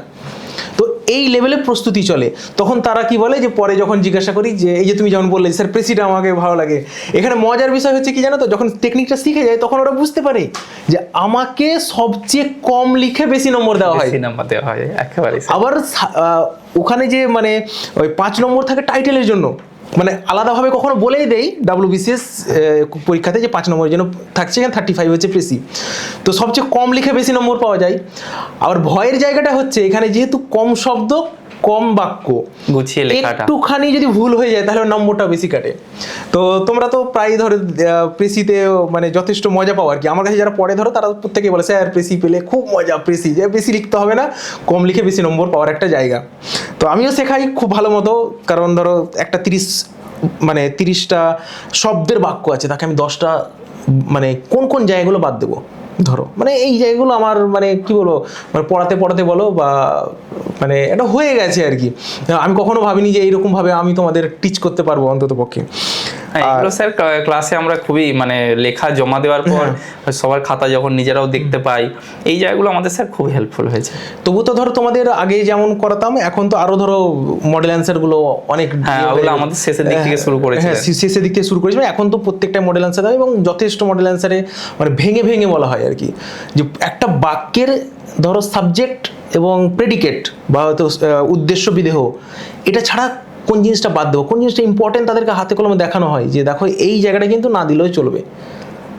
মানে এখন আরো ধরো দিন দিন ধরো বাড়বে স্বাভাবিকভাবে। আমরা যদি না শিখি, ধরো তোমাদের সময় যেভাবে পড়াতাম বা যেভাবে ধরো মানে অ্যান্সার কি দিতাম, তো এখন তো আমাকে তো পড়তে হয় বা আমাকে তো না ই করলে তো একদম। তো এই যে ধরো মেন্সে ধরো তুমি গ্রুপ ডি, ঠিক আছে, তুমি পেলে আর কি, এখানে তো অপশনাল নেই, ঠিক আছে। তো ডেসক্রিপটিভ ছাড়া অবজেক্টিভে তোমার কি মানে স্টাডি ছিল, মানে এত তোমাদের তো কাট অফ তো অনেক গিয়েছিল, 778 না কত, 788, তো অতটা কাট অফ গিয়েছিল, তাহলে যথেষ্ট ধরো এতগুলো সিটেও এই কাট অফটা খুবই হাই, মানে মানে অনেক দিন ধরো গ্রুপ ডির এত সিট ছিল না।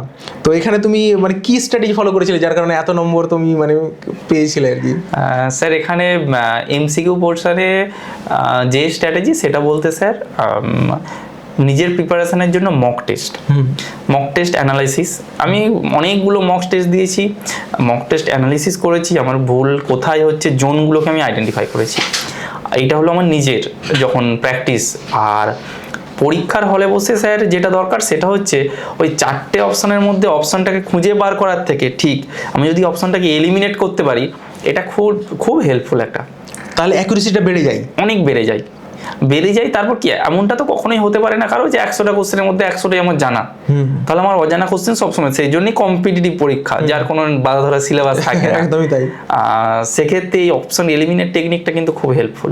মানে কেউ যদি অপশন এলিমিনেট টেকনিকটাকে ভালোভাবে পরীক্ষার হলে অ্যাপ্লাই করতে পারে, সে কিন্তু একটা ভালো জায়গায় চলে যাবে। হয়তো তার মানে 120 পেতো, সেখানে হয়তো 130 হয়ে গেল। একেবারে স্যার, বিশেষ করে স্যার ওই এখানে নেগেটিভটাকে এড়ানো যায়। আর নেগেটিভে প্রিলির ক্ষেত্রে 4-5 বা মেন্সের ক্ষেত্রে 10-15 মানে পাত্তা পাওয়া যায় না, হিউজ ডিফারেন্স, কারণ কেউ কাউকে অ্যাকচুয়াল জায়গা জানে না। যেখানে আমাদের কাট অফ আছে পয়েন্টে 78 পয়েন্ট সামথিং, তুমি তো 0.66 জন্য কেটেছি 21-এ, মানে খুব ভালোভাবে মনে আছে তাই। এই যে ধরো মানে এত কিছুর পরেও ধরো তুমি তো সায়েন্সের স্টুডেন্ট। হ্যাঁ sir, science and technology, math, GI মোটামুটি তোমার আয়ত্তে। কিন্তু যারা ধরো আর্টস ব্যাকগ্রাউন্ড বা কমার্সেও তো ওখানেও ম্যাথ থাকে, তো আর্টস ব্যাকগ্রাউন্ড মোটামুটি যারা আছে, তো এই যে 200 নম্বর ম্যাথ আর জিআই মানে মেন্সে গিয়ে এটা কিভাবে মানে অ্যাকুরেসি নিয়ে আসবে বা একটা ভালো স্কোর করবে? ম্যাথ জিআই স্যার প্রথম যেটা দরকার আমাদের এখানে সেইভাবে সেন্ট্রালের সিজিএল বা এসএসসি পরীক্ষাগুলোর মতো খুব লেংদি কোশ্চেন হয় না, মানে ম্যাথগুলো ছোট হয়। আর মোটামুটি টাইপ একটা বোঝা যায় এই টাইপের কোশ্চেনগুলো WBCS বা পিএসসি প্রেফার করে। সুতরাং সেই টাইপের কোশ্চেনগুলো ধরে যদি প্র্যাকটিস করা যায়, বিশেষ করে এখানে টাইমিংটা আমাকে করতে হবে স্যার 180 মিনিটে 200টা কোশ্চেন, তারপর আবার ওএমআর ফিল আপ, মানে আমি মেরে কেটে 150 মিনিট হয়তো পাবো, 50 থেকে 155 মিনিট, তার বেশি পাবো না, কারণ আমি যদি 170-80টাও আনসার করতে পারি এবং গোল পাকাতেই আমার মোটামুটি স্যার আরো 25 মিনিট তো একদম লাগবেই, তাহলে সেক্ষেত্রে আমি 1 মিনিট টাইম পাই না এক একটা কোশ্চেনে। সেক্ষেত্রে যদি আমি টাইম ধরে বাড়িতে প্র্যাকটিস করতে পারি, এই টাইমটা ধরুন আমি 1 ঘন্টা দিলাম না, আমি 10টা কোশ্চেনের জন্য 12 মিনিট, পরবর্তীকালে যখন আমি আরেকটু ভালো জায়গায় গেলাম 10টা কোশ্চেনে 10 মিনিট, ছোট ছোট টার্গেট নিয়ে যদি আমি এগোতে পারি, এটা কিন্তু আমার জন্য বা সবার জন্য এটা খুব হেল্পফুল হবে। আর জিআইটা আমরা একটু কমই প্র্যাকটিস করি, আমি নিজেও বলছি বা অন্যদেরকেও দেখেছি, আগে যারা আমাদের যারা চেনা জানা সাকসেস পেয়েছে, যারা এখনো আছে এই পথেই হয়তো পায়নি এখনো, তাদেরকেও দেখেছি জিআইটা কমই করে। জিআইটা করে কখন? সপ্তাহে 5 দিন ম্যাথ, 2 দিন জিআই, এইভাবে। কিন্তু এই টাইম ম্যানেজমেন্ট যে টাইমের মধ্যে করে উদ্ধার করতে হবে, সেটা আমার 160 হোক, 70 হোক, 80 হোক, এটা কিন্তু স্যার টাইম ধরে না করলে হবে না। সে তো স্বাভাবিক, কারণ দেখো অন্যান্য সাবজেক্টে কি হয় যে তুমি ওই মানে এলিমিনেশন করলে, এখানে কিন্তু হবে না। না, তোমাকে অ্যাকিউরেসিটা মাস্ট, অ্যাকুরেসির সাথে আবার সময়ের মধ্যে আবার করতে হবে, যার কারণে খুব একটা টাফ। তো নতুনদের জন্য তুমি কি বলবে? নতুনদের জন্য প্রথমে যেটা বলবো যে টাইম ধরে রেগুলার প্র্যাকটিস, মানে তোমার হাজারো কাজ রইলো সারাদিনে, কিন্তু ওই সারাদিনে 10টা মিনিট বা 15টা মিনিট আমি ম্যাথ করব, সেটা আমি যে কোনোভাবেই হোক, হয় অনলাইনে বা অফলাইনে, যার যেই পদ্ধতি বাড়িতে প্র্যাকটিস করো, কিন্তু ওই সপ্তাহে 7টা দিনের মধ্যে অন্তত 5 থেকে 6টা দিন আমাকে ম্যাথ দেখতেই হবে। ম্যাথের ভয় আপনা আপনি কেটে যাবে। ম্যাথের বিশেষ করে যেটা থাকে ভয়, আমি পারি না ম্যাথ, এটা মানুষের মনে ঢুকে গেলে সে এমনিই ম্যাথ পারবে না। প্রথমে এই ভয়টা কাটাতে হবে যে না, আমি ম্যাথ পারবো, আমি প্রথম পারছি না, কিছুদিন পর 1 মাস 1.5 মাস পর আমি পারবোই। এটা পারে সবাই, যারা ওই পারবো না বলে ছেড়ে দেয় তারা পারে না। এই জায়গাগুলো একটু লক্ষ্য করলেই হয়ে যাবে, অসুবিধা হবে না। আমরা ধরো WBCS এর জন্য বিভিন্ন স্ট্র্যাটেজি দিয়ে থাকি, আমাদের যে ওয়েবসাইট আছে সেখানে ধরো প্রত্যেকটা সাবজেক্ট এবং প্রিলিমস পাস করার জন্য স্ট্র্যাটেজি দিয়ে থাকি, সেখানে বইয়ের নামও থাকে, কিভাবে পড়বে, বা অনেক সময় টাইম টেবিলও বলে দেওয়া হয়।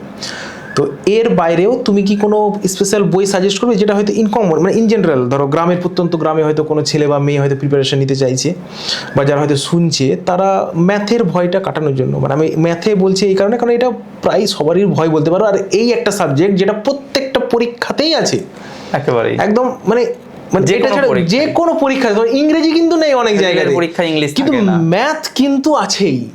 তো এই জায়গাটাতে কোনো বই বা কোনো ম্যাটেরিয়ালের কথা বলবে কি তুমি, যদি সাহায্য? বই বলতে যদি কেউ পড়তে চায়, আমি প্রথমে বলবো সুবীর দাসের যে ম্যাথ বইটা আছে ইনিশিয়ালের জন্য, বাংলা ভার্সন, বাংলাতে ভালো প্রিপারেশনের জন্য, আর ওই টাইপের ম্যাথগুলোই পিএসসি চুজ করে। বিশেষ করে পিএসসি বলতে আমি আবার যদি পিআরবির বোর্ডের কথা বলি, পুলিশের একদম তো হুবহু টুকে দেয়, মানে সুবীর দাসের বইটা খুব ইম্পর্টেন্ট। এছাড়াও যদি কেউ করতে চায় প্র্যাকটিসের জন্য, তাহলে আমাদের যে বিশেষ করে এসএসসি কে যদি আমি অ্যাভয়েডও করতে চাই, রেলের বইগুলো, বিশেষ করে পিনাকেলের এখন যে বইগুলো বেরিয়েছে, এই বইগুলো যদি প্র্যাকটিস করা যায় টাইম ধরে, অনেক হেল্পফুল, অসুবিধা হয় না। এই যে ধরো গ্রুপ ডিতে ইন্টারভিউ বোর্ডে প্রায় 713 জন মতোকে ডেকেছিল, ঠিক আছে?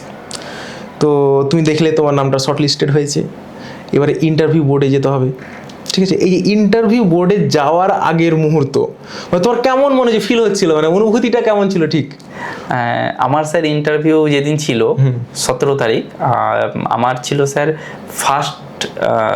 আমি ছিলাম ফার্স্ট ক্যান্ডিডেট। আচ্ছা, মানে একেবারে কাউকে জিজ্ঞাসা করারও যায় মানে এ নেই যে কি হচ্ছে বা কেমন কি, মানে আমি প্রিপেয়ার ছিলাম যে যেহেতু আমি ফার্স্ট ক্যান্ডিডেট, তাহলে ওনারা একটু টাইম বেশি নেবেনি, এটা আমি মেন্টালি প্রিপেয়ার্ড। তারপরেও মুশকিলটা হয়েছে কি, টাইম 11টা থেকে ছিল, শুরু হয়েছে 11:25। 3জন বোর্ডের 4জন মেম্বার ছিলেন, 3জন মেম্বার এসেছিলেন, 1জন মেম্বার আসতে দেরি করেছিলেন। আমার ওই 11টা পর্যন্ত বা যতক্ষণ ওই যেই রুমে ইন্টারভিউ হবে সেখানে যখন এনে বসানো হয়েছে, ততক্ষণ পর্যন্ত ভয় লাগেনি, যে ঠিক আছে। কিন্তু ওই যখন আমাকে ওখানে বসে থাকতে হয়েছে প্রায় আধ ঘন্টা, যে স্যার আসেননি, ইন্টারভিউর মেম্বার আসছেন না, তখন যেন টেনশন হচ্ছে। আবার টেনশনটা কেমন, পিএসসি অফিসে ওই ইন্টারভিউয়ের রুমগুলো হচ্ছে পাশাপাশি, মানে একটার পাশে আর একটা। বসে আছি আমরা 3জন, আমাদের রুমে যারা আছি 3জন বসে আছি, দেখছি পাশের রুম থেকে, এই রুম থেকে ওই রুম থেকে বেরিয়ে আসছে, কেউ খুব হাসতে হাসতে বেরিয়ে আসছে, মানে হাসি হাসি মুখ, কেউ মুখটা একদম সেই মানে কিছু হলো না, মানে কিছু হচ্ছে না বা হতে হয়তো খারাপ হলো এরকম। আমি নিজেকে বসিয়ে ওখানে ভাবছি আমি কোনটা হব। যখন বেরিয়ে আসবো আমি কোনটা হবো, মানে এই টাইমটা আমার মানে খুব মনে হয়েছে যেন চাপ লাগছে, তাড়াতাড়ি করে মেম্বার চলে আসুক, কেন এত দেরি করছেন, এই জায়গাটা মনে হয়েছে। না হলে কনফিডেন্স মোটামুটি একটা ছিলই আমার। আচ্ছা আচ্ছা, যাক। তো এবারে ইন্টারভিউ বোর্ডে ধরো বিভিন্ন রকম প্রশ্ন করে, ঠিক আছে? তো এমন কি কোনো প্রশ্ন ছিল যেটা তোমাকে চ্যালেঞ্জিং মনে হয়েছিল, বা একদম মনে হয়েছিল যে এটা না করলেই হতো, বা মনে হয়েছিল যে খুব টাফ মনে হচ্ছে? হ্যাঁ স্যার, ওরকম একটা ছিল। আমাদের বোর্ডে একজন মেম্বার ছিলেন, একটু বয়স্ক মেম্বার। ওনার অ্যাপ্রোচটা কেমন, একটু রাফ টাফ। আচ্ছা, মানে এটা কেন নয়, ওটা কেন হয়, এই কি বলছো, মানে এই টাইপের, মানে একজন পোলাইট ভাবটা নয়, মানে যেরকম নর্মালি একজন মেম্বার তোমাকে বিড়ম্বনায় ফেলছে? হ্যাঁ এরকম। উনি আমাকে জিজ্ঞাসা করেছেন, প্রথমে চেয়ারম্যান স্যার জিজ্ঞাসা করেছেন হবি কি। আমি প্রথম বললাম যে আমার বনসাই, আমি বাড়িতে নিজেও বনসাই বানাই, সেই জন্য আমি বনসাই বলেছি। বনসাই সম্পর্কে 2-4টে কোশ্চেন করলেন উনি। হঠাৎ করে উনি পাশ থেকে বলছেন, এ তো মহা মুশকিল তোমার। দিয়ে আমি বুঝতে পারলাম না হঠাৎ করে কি হলো। দিয়ে উনি বলছেন যে বনসাই মানে তুমি একটা গাছের বা একটা প্রকৃতির একটা অঙ্গ, তার তো তুমি স্বাভাবিক গ্রোথটাকেই বন্ধ করে দিচ্ছ, এটা তোমার নিষ্ঠুরতা। এইগুলো তুমি কি করছো, এইগুলো তুমি তাহলে তোমার হাতে যখন পাওয়ার থাকবে তখন তুমি আরো এই নিষ্ঠুরতাটা তুমি বাড়িয়ে দেবে। মানে এটা খুব রাফলি বললেন আমাকে। মানে যখনই কোশ্চেনটা শুনেছি আমি ভাবলাম যে মানে এটা কি আমি কি বলে ফেললাম, ভুল করলাম নাকি? তারপরে আমি বললাম যে স্যার এটা তো একটা আর্ট, মানে একটা শিল্প, যেখানে শিল্পর সঙ্গে আবার মানে সায়েন্স থাকে। কারণ আমরা অনেক সময় দেখেছি যে একটা বনসাইয়ের গাছ যে হচ্ছে একটা প্রাকৃতিক ন্যাচারালে যে বাড়ছে তার থেকে অনেক বেশি বাঁচে, অনেক বেশি দিন বাঁচে। সুতরাং এটাকে স্যার আমি নিষ্ঠুরতা হিসাবে দেখিনি, এইভাবে বলেছিলাম। তখন তিনি দেখলেন একটু হাসলেন উনি। তখন আমার মনে হলো ঠিক আছে, উত্তরটা দিতে পেরেছি, তাই তো? এই একটা কোশ্চেন। তারপর আরেকজন স্যার ছিলেন, উনি মোটামুটি চুপচাপই বসেছিলেন। হঠাৎ করে মাঝে মানে সেই র্যাপিড ফায়ারের মতো কিন্তু কিছু ট্রিকি কোশ্চেন করছেন, র্যাপিড ফায়ার টাইপের কিন্তু ট্রিকি কোশ্চেন। যেমন হঠাৎ করে আমাকে জিজ্ঞাসা করছেন, আচ্ছা 2-1টা গভর্নমেন্ট স্কিমের নাম বলো তো পোভার্টি এলিভেশনের জন্য, পোভার্টি দূর করার জন্য 2-4টে গভর্নমেন্ট। আমি বললাম আচ্ছা বলো তো তাহলে এত স্কিম আছে তো পোভার্টি কেন যাচ্ছে না, আমাদের হাঙ্গার ইন্ডেক্সে এত, এই সবগুলো কিসের জন্য?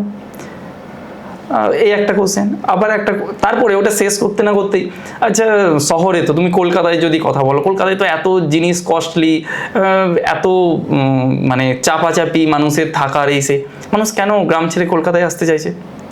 এটা তো মানুষের একটা স্বাভাবিক লাইফস্টাইলকে বদলে দিচ্ছে। মানে এরকম টাইপের কিছু কোশ্চেন পরপর র্যাপিড ফায়ারের মতো কিন্তু ট্রিকি কোশ্চেন আমাকে করেছেন, মানে বারবার তোমাকে মানে আরেকজন ম্যাডাম ছিলেন, ডান দিকে বসেছিলেন একজন ম্যাডাম, জানতাম না মানে উনি মনে হয় মানে সায়েন্সের বা কেমিস্ট্রি হবেন, মানে কোশ্চেন দেখে আমার মনে হচ্ছিল। উনি কিছু কোশ্চেন করছিলেন যেটা কেমিস্ট্রি জোন থেকে, আমার যখনই শুনেছেন যে মাস্টার্স আছে কেমিস্ট্রি আছে, শুধু কেমিস্ট্রি জোন থেকে নয়, আবার জিজ্ঞাসা করছিলেন এই জিনিসটা তুমি তোমার সার্ভিসে কিভাবে কাজে লাগাবে, তোমার কেমিস্ট্রি সাবজেক্ট, তোমার কেমিস্ট্রির নলেজ, তোমার এই যে তোমার কেমিক্যাল রিয়াকশানে তোমার ল্যাব পারফরমেন্স, এইগুলো তুমি তোমার সার্ভিসে কিভাবে কাজে লাগাবে, এগুলো কি আদেও লাগবে, মানে এই টাইপের কিছু আমাকে কোশ্চেন করেছিলেন। আমার ইন্টারভিউ প্রায় 25-27 মিনিট হয়েছে, যথেষ্ট বেশি কিন্তু অনেকটাই। মানে আমি প্রিপেয়ার হয়েছিলাম যে হবেই, ফার্স্ট ক্যান্ডিডেট তো। আর যখন দেখেছি আবার যে ওই গ্যাপ হয়েছে, মানে অতটা টাইম, আমি ভেবেছিলাম না তাহলে বেঁচে গেলাম, হয়তো বেশিক্ষণ টানবেন না। তারপর ঢোকার আগে একজন সিকিউরিটি থাকেন গেটের কাছে, আমি জিজ্ঞাসা করলাম যে অ্যাটেন্ডেন্স কেমন আছে ফার্স্ট হাফে। বলছে এই তো 5-7 জন আছে, 10 জন করে ডাকে, এখন বলছে 5-7 জন আছে, নেই। তখন বললো হয়ে গেল, সেই জায়গায় পড়ে গেলাম আবার এসে। এই যে ধরো ইন্টারভিউ বোর্ডে এখানে ধরো মানে ড্রেস কোড বা বডি ল্যাঙ্গুয়েজ আদৌ কি ম্যাটার করে? তোমার কি মনে হচ্ছে? অবশ্যই ড্রেস কোডটা তো মানে একটা ভাইটাল জায়গা, কারণ একটা মানুষ একটা ইন্টারভিউ দিতে যাচ্ছে, ইন্টারভিউ দিতে গিয়ে সে যদি একটা খুব ওই ঝকঝকে চকচকে জামা পরে যায়, সেটা ইন্টারভিউ যারা নিচ্ছেন তাদের ক্ষেত্রেও একটু অফেন্ডেড মানে লাগেই। কারণ দেখাটা একটা মানুষের প্রথম ফার্স্ট অ্যাপিয়ারেন্স হচ্ছে কি কেমন হতে পারে জানি না, হয়তো কেমন হতে পারে এটা তার পোশাক থেকে বোঝা যায়। সুতরাং ড্রেস কোডটা খুব ইম্পর্টেন্ট। তার থেকেও যেটা ইম্পর্টেন্ট স্যার বডি ল্যাঙ্গুয়েজ। ওই ইন্টারভিউ বোর্ডে বসে ইন্টারভিউদের সামনে আই কন্ট্যাক্ট খুব ইম্পর্টেন্ট। মানে 4 জন মেম্বার থাকবে, যিনি কোশ্চেন করছেন তার দিকেই যদি আমি বলে এক নাগারে আনসার দিই, তাহলে অন্যরা ভাববেন আমাদেরকে ইগনোর করছেন। আচ্ছা, এই জিনিসটাকে মানে ওখানে এটা কিন্তু খুব দেখা হয়। সেকেন্ড যেটা, এই বসে হাত দোলানো, পা দোলানো, একজন ওখানে বসে থাকেন যিনি সারাক্ষণ চুপচাপ বসে অবজার্ভ করেন।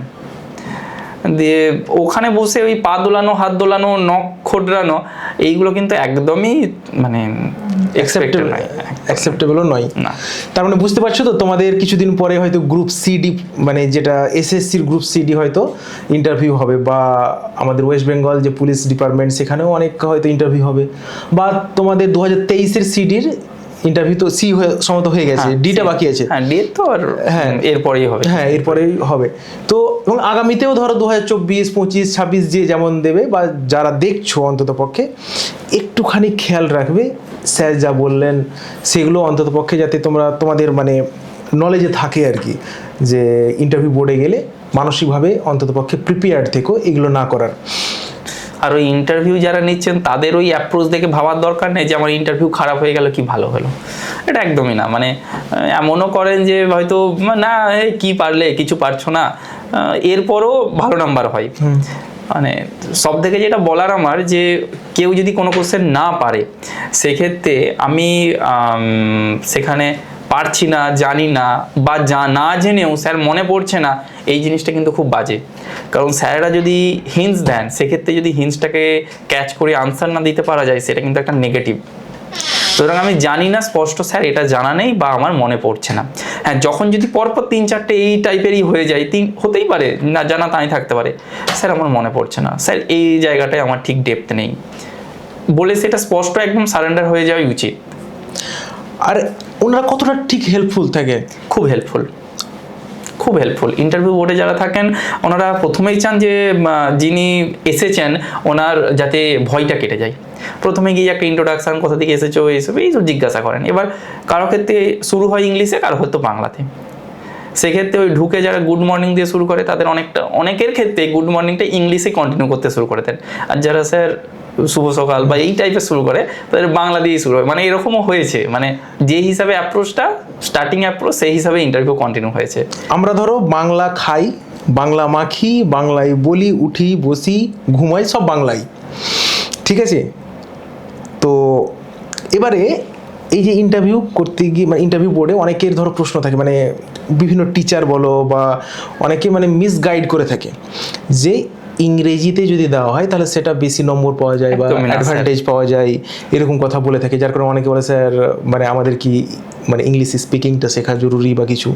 তো অ্যাডভান্টেজ কি সত্যি পাওয়া যায়?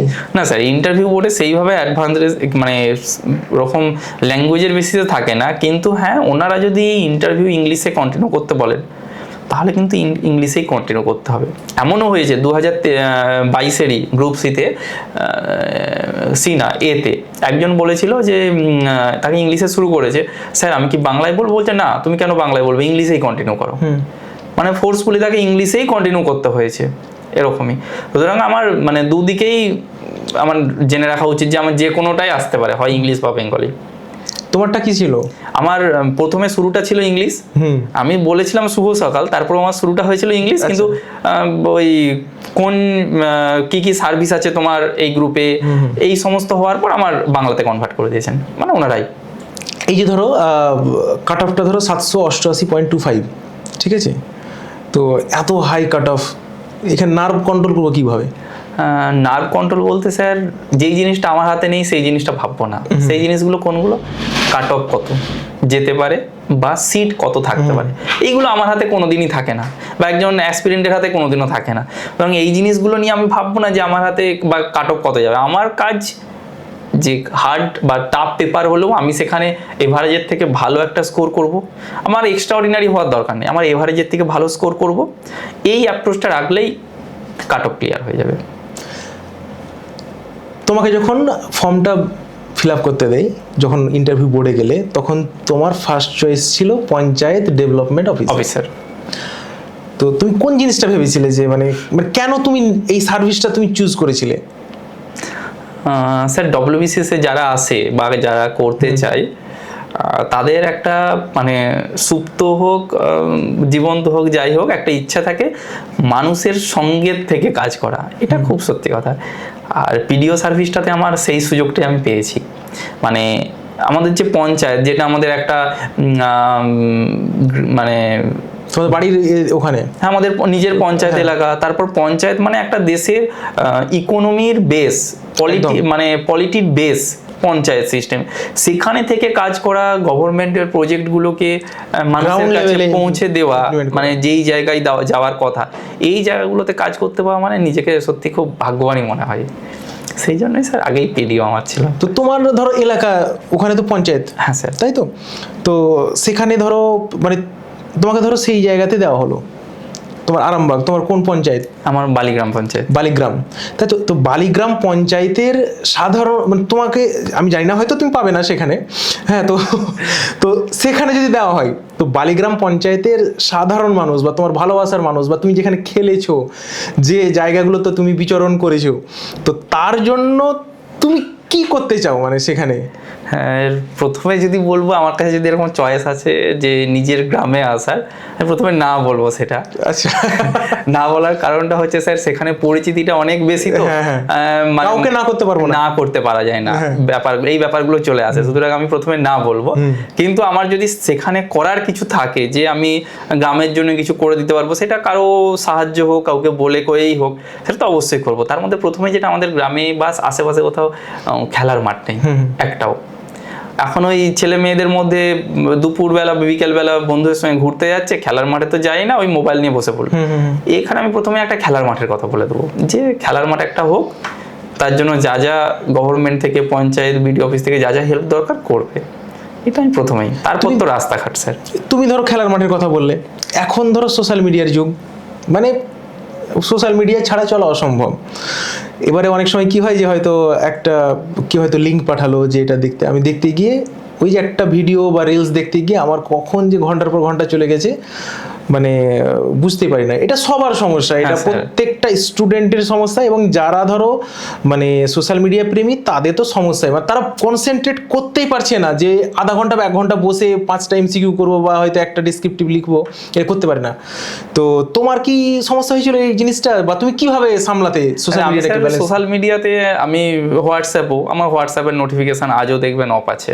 মানে আমাকে মেসেজ করলে যে মানে এটা আমার খুব একটা বন্ধু মহলে মানে খুব একটা আমার নেগেটিভ একটা ব্যাপার, যে তোকে তো ফোনেও পাওয়া যায় না, হোয়াটসঅ্যাপেও পাওয়া যায় না, মানে এটা আমার, সুতরাং এই প্রবলেমটা আমার হয়নি। আর যখন মনে হয় যে ধরুন যখন বাড়ি যাই, বাড়ি গিয়ে সেইভাবে পড়া হয় না।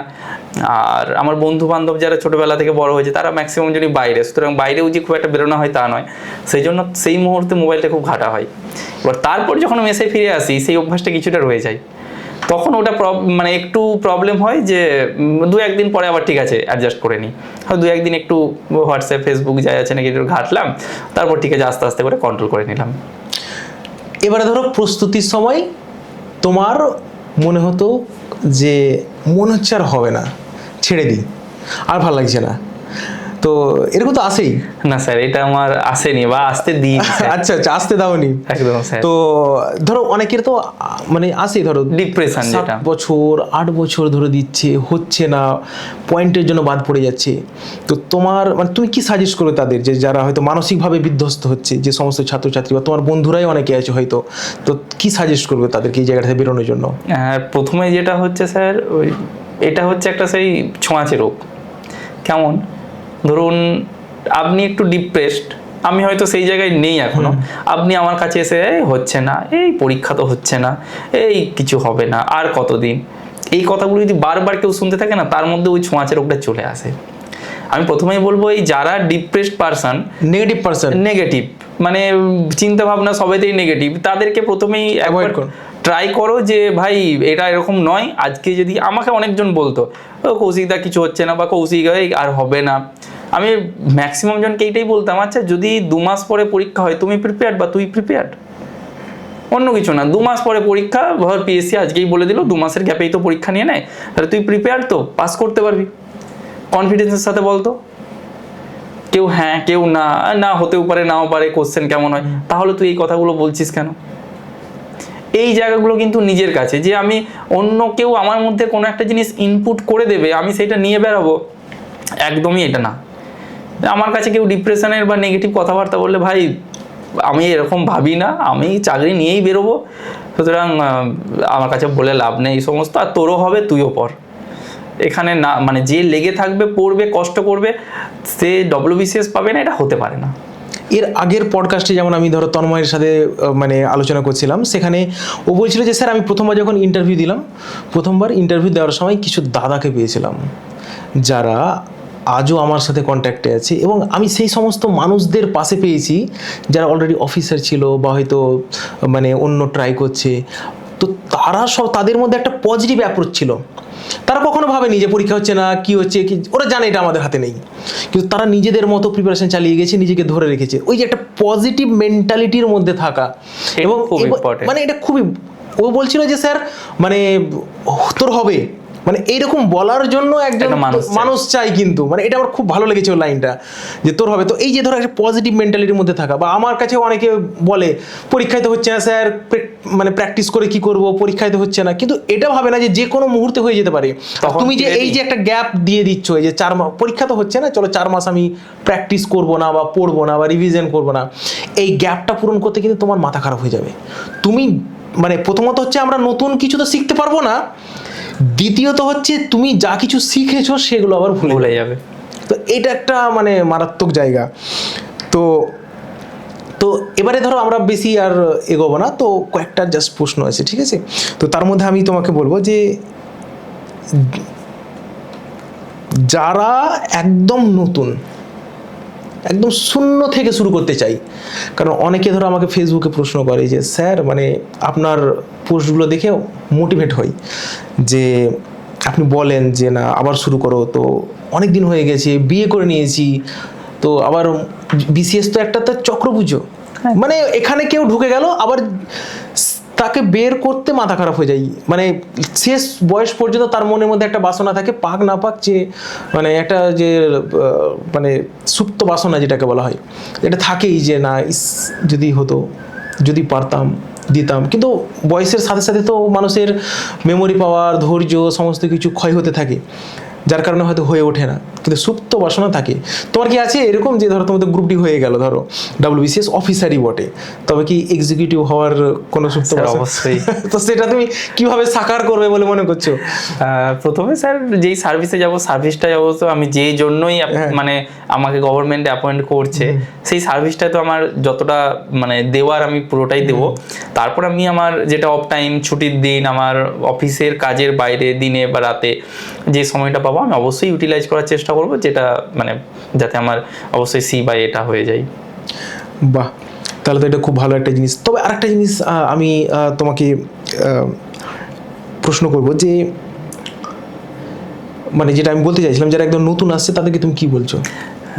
যারা নতুন আসছে, মানে আমি যাদের একবারে ইনিশিয়াল শুরু করছে, হয়তো গ্র্যাজুয়েশন কমপ্লিট করে আসছে, একদম প্রথমেই বলবো ডোন্ট কম্পেয়ার। তুমি মেসে আছো বা বাড়িতে আছো, বা তুমি একটা অনলাইন প্ল্যাটফর্মে পরীক্ষা দিচ্ছ, তুমি দেখছো যে তোমার মার্কস কম আসছে কোনো একটা মক টেস্ট দেওয়ার পর, ভেঙে পড়ার কোনো কারণ নেই। যেই ছেলেটা 2 বছর 3 বছর 5 বছর পরীক্ষা দিচ্ছে, প্র্যাকটিস করছে, তার সঙ্গে তুমি এই 6 মাস পরীক্ষা মানে প্রিপারেশান নিয়ে সে 130 125 পেলে, তুমি সেখানে 80-90 পেলে, এখানে ভেঙে পড়ার কিছু নেই। সুতরাং প্রথমেই বলবো কম্পেয়ার করো না, এই জায়গাটা আসো না, তাহলে কিন্তু এখান থেকে একটা নেগেটিভ ইস্যু তৈরি হয়, এই ও বেশি পারছে আমি কেন পাচ্ছি না, একটা খারাপ লাগা থেকে তৈরি হয়, একটা মানে খারাপ জায়গাতেও পৌঁছে যায়, এই জায়গাটা করবে না। আর দ্বিতীয় যেটা হচ্ছে, বেসিক বই থেকে শুরু করো, যত খুশি ডেপথে পড়ো, কিন্তু আমি চ্যাপ্টারগুলো কি আছে জানলাম না, আমাকে ওভারঅল কি পড়তে হবে, কি পরীক্ষায় কোশ্চেন আছে সেইগুলোই জানতে পারলাম না, মানে সেই জায়গাটা কিন্তু খুবই একটা নেগেটিভ। সুতরাং শুরু করো একদম বেসিক থেকে, NCERT বই, হাতের কাছে অন্যান্য যে বই থাকে সেই বইগুলো থেকে শুরু করো, আর টাইম দাও একটু, তাহলেই হবে। তোমার বালিগ্রাম? হ্যাঁ, গ্রাম পঞ্চায়েত। তোমাকে নিয়ে তো একটা হই হই ভাব তো আছেই, যে আমাদের গ্রামের ছেলে WBCS অফিসার হয়েছে, একটা হই হই ভাব আছে। তোমাকে দেখে অনেকে ধরো অনুপ্রেরণা পাবে, তাই না? তো তাদেরকে তুমি কি বলবে? তোমার গ্রামেরও তো একটা ব্যাপার আছে, ওয়েস্ট বেঙ্গল বাদ দাও, ইন্ডিয়া বাদ দাও, তো গ্রামেরও তো একটা ব্যাপার আছে, তারা ধরো তোমাকে দেখে শিখতে চায়, তোমার মতো হতে চায়, কৌশিকদার মতো আমি অফিসার হব, বা বাবা মারা হয়তো উদাহরণ দেবে, দেখছিস তো কৌশিক দা আজকে অফিসার হয়েছে, তোকেও হতে হবে। তো তুমি তাদেরকে কি বলবে, তোমার গ্রামের যারা ছেলে প্রথমেই বলবো যে যদি কোনো দরকার হয় আমার দিক থেকে, আমাকে যদি প্রয়োজন হয় হেল্পের জন্য দরকার হয় তার পড়াশোনার ক্ষেত্রে, অবশ্যই আমি সব সময় তার পাশে আছি। সেটা পড়াশোনা দিক থেকে শুরু হোক, তার অন্য গাইডেন্স দরকার হোক, আমি সব সময় তাকে হেল্প করব। আর আমিও চাই তো আমার মানে চেনা পরিচিত মুখগুলো এখানে আসুক। এটা তো তোমার গ্রাম থেকে ভালো অনেক লাগবে নিজেরই। অফিসার তৈরি হোক। যেমন একটা কথা আছে ইউপিতে একটা আছে যেখানে ওই মানে ওই জায়গাটাকেই বলা হয় আইএস আইএস, হ্যাঁ হ্যাঁ গ্রাম এরকম কিছু একটা, মানে সেরকম যদি আমার তুমিও চাও যে WBCS গ্রাম হোক বালিগ্রাম, একেবারে। বালিগ্রামটা চেঞ্জ করে তুমি যোগী আদিত্যনাথের মতো মানে WBCS অফিসারদের গ্রাম মানে হিসেবে দেখতে চাইছো। আমি তো চাইবো অনেকেই আসুক, মানে বেশি যত আসবে, আমার রিলেটিভরা যত আসবে, বা গ্রামের লোক, পাশের জায়গার লোক, পরিচিত মুখ তো সবসময় আমাদের ভালোই লাগে। সে তো স্বাভাবিক। তাহলে তুমি বুঝতে পারছো তো, বালিগ্রাম থেকে যারা শুনছো, যারা দেখছো, তারা কিন্তু একদম শেয়ার করে দেবে বালিগ্রামের প্রত্যেকটা ছেলে মেয়েকে, যে দেখ কৌশিক দা কি বলেছে, বালিগ্রামটা WBCS অফিসার গ্রাম হওয়ার মানে করতে হবে। তো যারা নিচে আছো, মাধ্যমিক উচ্চ মাধ্যমিক দিচ্ছ বা গ্র্যাজুয়েশন করছো, তারা কৌশিক দাকে কিন্তু ফলো করো একদম মনে প্রাণে, এবং যা সাহায্য প্রয়োজন হবে কৌশিকের কাছ থেকে তোমরা অবশ্যই নিয়ে নেবে।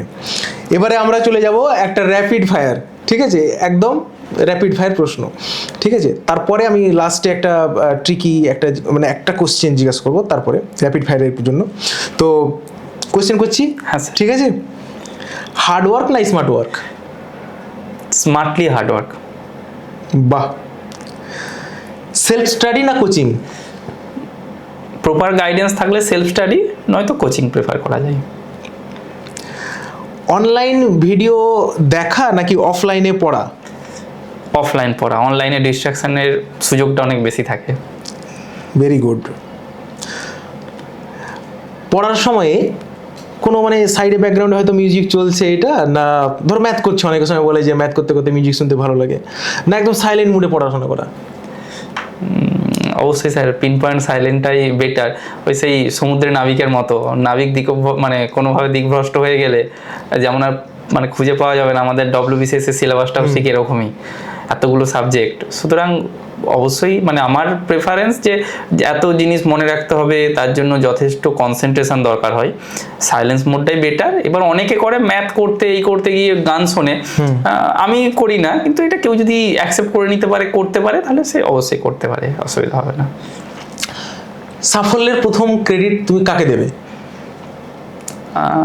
প্রথম ক্রেডিট আমার নিজের পরিশ্রমকে দেবো, তারপর আমি দেবো আমার এই মানে সাফল্যের পিছনে যারা জড়িয়ে, সেক্ষেত্রে আমার বাবা মা, আমার বন্ধু বান্ধব, বিশেষ করে আমার মেসে যারা থাকে, তাদের সাহায্য ছাড়া সত্যি আমি পেতাম না। একটা পড়াশোনার পরিবেশ তৈরি করে রাখা, মানে আমি পড়ছি দেখে অন্যরাও যে পড়ছে, কোনো ডিস্টারবেন্স নেই মেসে, এটার জন্য তো অবশ্যই। আর তারপর আমাদের স্যারেরা, যেখানে যেখানে আমি পড়েছি, স্যার আপনিও ইনক্লুডেড, ঠিক আছে, সেই জায়গাগুলো তো অবশ্যই ক্রেডিট নেওয়ার যোগ্যই সবাই।